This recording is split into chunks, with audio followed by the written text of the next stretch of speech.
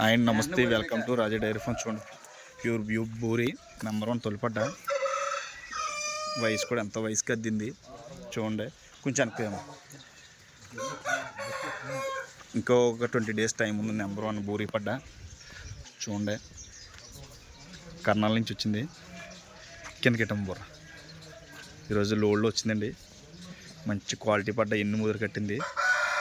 తొలిపడ్డ అంటే ఎవరు నమ్మరు, చాలా బాగుంటుంది. మలుగు స్టైల్ కానీ, బుర్ర స్టైల్ కానీ, వీ షేప్ కానీ చాలా ఉంటుంది. అలా ఎదరికెళ్ళాము.